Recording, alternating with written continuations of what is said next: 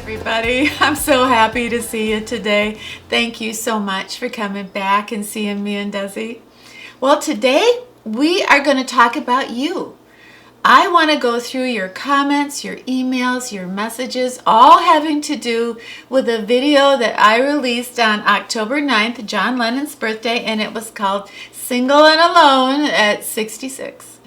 And I had another video planned for today, but I couldn't do that video until I addressed this. You know, we always talk about what this channel is about, our LittlePoet society here. And I always talk about being a reflection. The things that you wrote were so important and so beautiful. And I feel like they changed me as a person. So it's my obligation to reflect this back. So what I want to do today is I want to talk about the things that you brought up. Isolation, dating, loneliness, hope and dreams, happiness, love. You are amazing.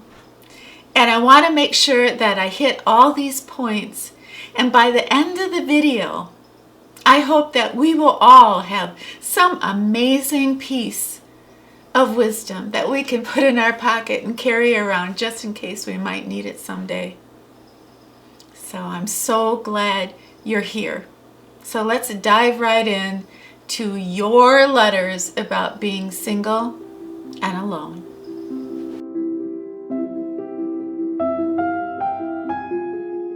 I was married for 30 years. I was a wife. I was a mother. I was a homemaker. I was in love with this man, and now what? I am alone. Where do I begin? Who am I now? And who are people seeing? I turn on TV and I don't see women that are my age and my situation. I see the commercials of the loving families, and they're all so wealthy and drive these amazing cars. They're giving cars to each other for Christmas. What about me? I feel so disconnected. How do I find a way to feel like myself again when I don't know who that is anymore? And when I read that, I have to say I could relate to that so deeply. And I think that was the one thing that I will always remember about those early years after my divorce. I had lost my husband, I had lost my money, I had lost my station in life as far as my community. My son had to move up north to start a restaurant, so I lost my family here in town. One day I'm on the bus, right? And I'm thinking back on when I had that beautiful car, give her anything on the lot, and I'm driving to the grocery store and I can get anything I want, right? Drive myself back home, never thought twice about it. I found myself at 58 years old sitting on a bus, and I was cold and I was going to get groceries. I would get what I could afford and what I could carry back home on that bus. And I remember looking at the people on the bus look at me, and I was wondering, who do they see? I want to know what they see. Do they see the family that I raised? Do they see that husband that I loved, that big beautiful house I lived in, that give her anything on the lot life I had? What do they see? Did they see an older woman carrying her groceries home? And what I did through that despair is I imagined where I wanted to be in 5 years. The woman that I wanted to be in 5 years, and the life I wanted to have for me and for others. And that grounded me. That gave me an identity to work towards.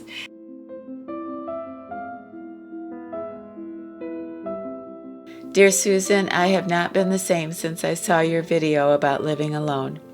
I got off the couch, I wear makeup, I work out, and I volunteer 3 days a week.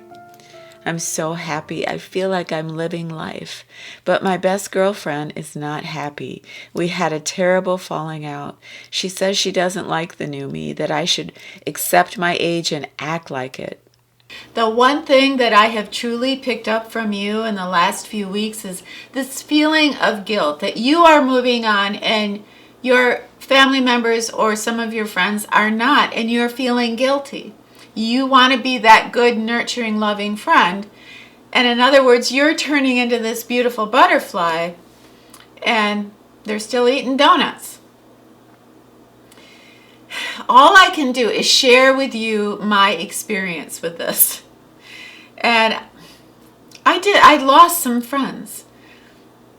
And it was hard. It was really hard.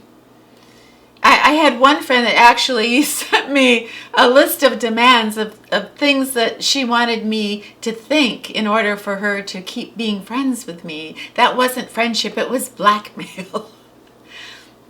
But I had to learn that when you work on yourself and you're starting to heal from a great pain, that you are going to have a new life and you are going to meet new people. And some of those people are going to turn out to be very close friends of yours because you have so many things in common and you share certain values. That doesn't mean that you dump all your old friends. What it does mean is that you keep an open mind to new people, to new places, to new things, and you don't feel guilty about it. You don't feel guilty about it at all. Because sometimes being a friend is showing what life can be like, the example that you're setting for that friend. They might first be angry with you, but then after a while, you might be able to pull them along. But if you can't, you have to fly.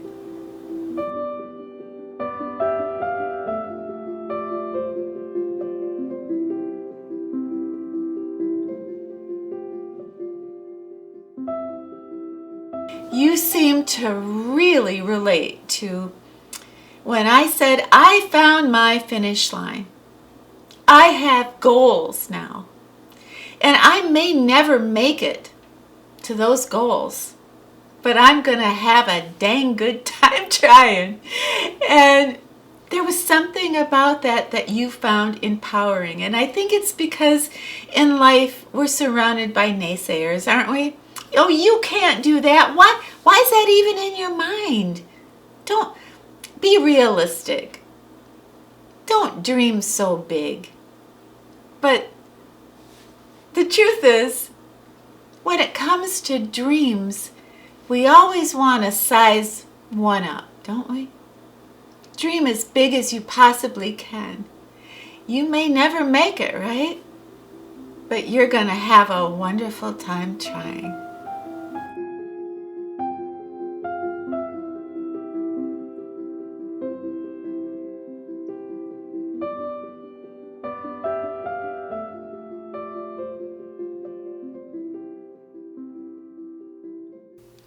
What did you do for money?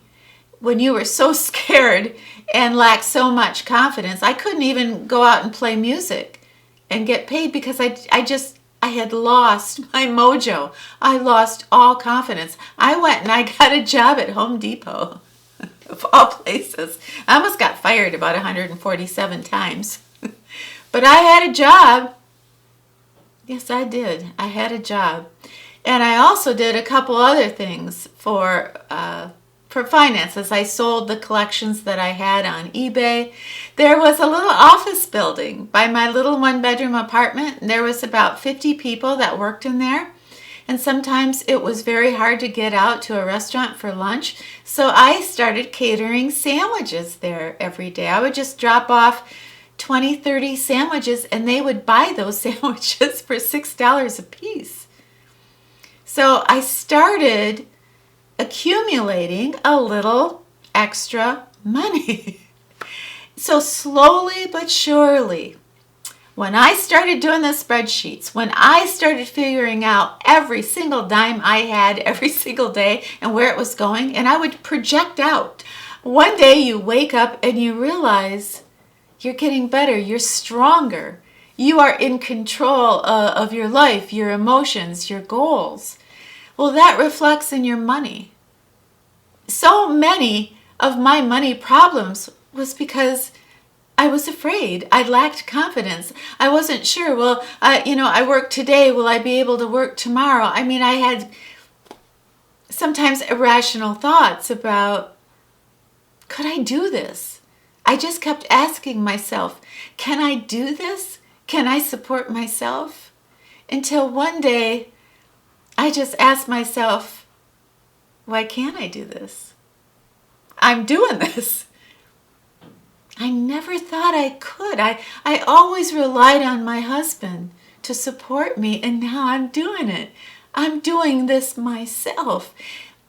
I know a lot of you career women, I know maybe you might laugh at that, but I was a married woman. I was a musician, an artist.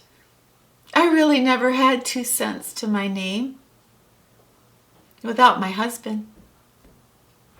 But I learned, I grew up, and I found that the more in control I was of my life, the more in control of my earning potential I was, and controlling the little money that I had, and to make it work for me. So I think that's something that we all forget, that initial panic and fear about not having enough money to live on, a lot of that is so not based in reality because we're going through a transition and we're scared. But we do get through it. We do.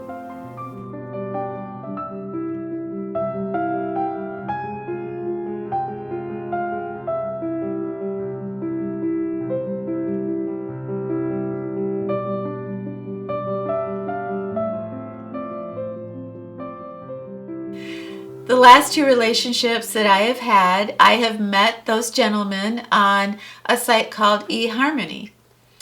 And I like that site a lot because it's a little bit more expensive to join that site, and things go pretty slowly there. And I wanted to tell you a little bit about how I navigated that site. I'm very, very careful. I screen who I'm talking to. I would say maybe out of 20, hello, how are you type situations, I would only respond to 1. And I love the type of gentleman that I feel is compatible with me, and we write back and forth. And you can tell so much about a man if he's willing to write back and forth. And I always do this little thing. Tell me 10 things about you that nobody knows. And then he would send me his list, and then I would send him mine. And this would go on for a couple of weeks, and you can tell so much about a person just by them telling you 10 things that nobody knows. That's how I met the man that I'm dating now, Mark. I work a lot of hours. I have a full life, and I know there's so many things about my life that are not conducive to dating or showing the person that I'm dating the attention that he deserves. And I'm working on that. My daughter no longer wants me in her life. I gave everything I had as a single mother. And when it's not good enough, it's so hard to accept myself. But I have to. There is a purpose yet to fulfill, or I wouldn't still be here. And I am so thankful my daughter has a beautiful life. I must have done something right.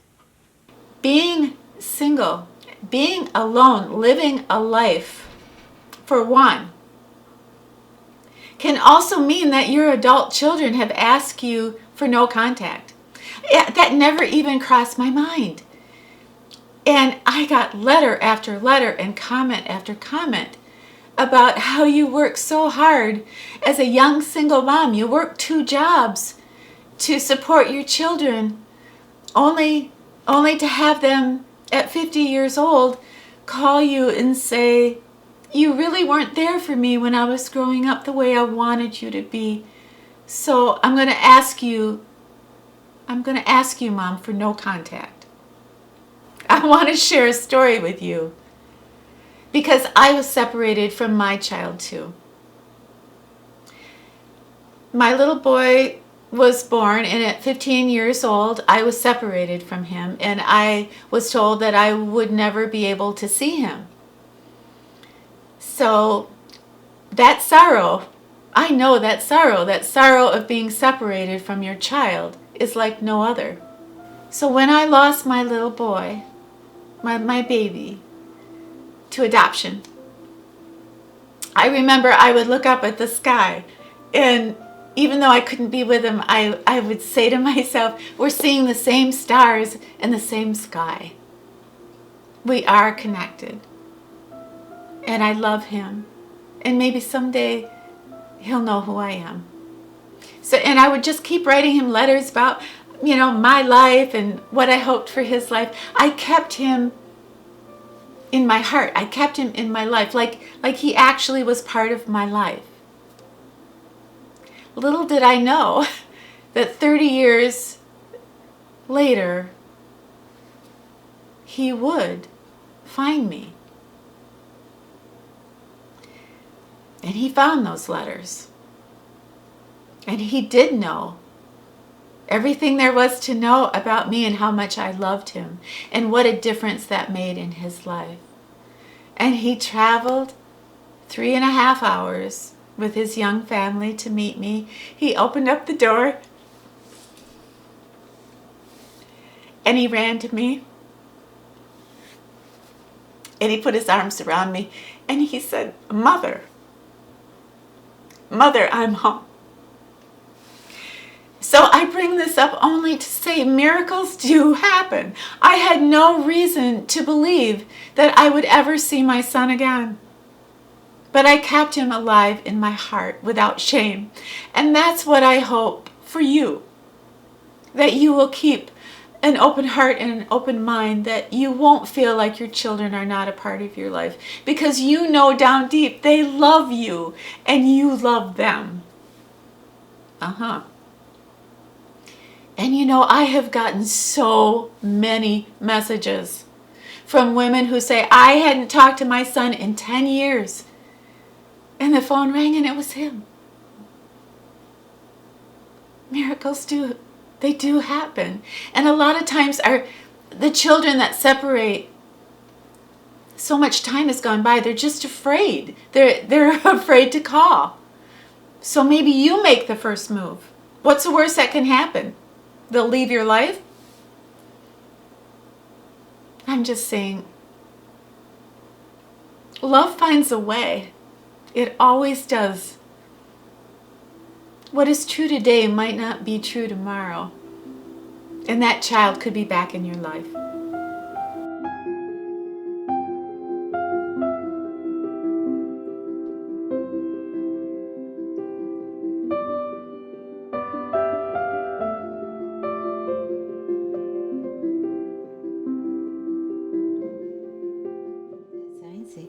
Good morning, Desi. What do you want to do today?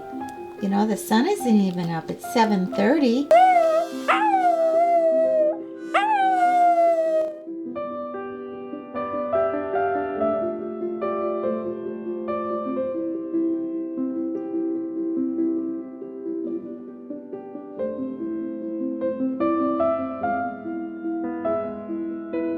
Hey everybody, thank you so much for hanging out with us today. I loved every second of it. And if you get a chance down below, could you share something that maybe helped you get through a rough patch in your life? That would be so wonderful. Please have yourself a wonderful, happy, safe, brand new week. And when you're done with your new week, come back and see me and Desi, okay? All right. It's a deal. We'll be here.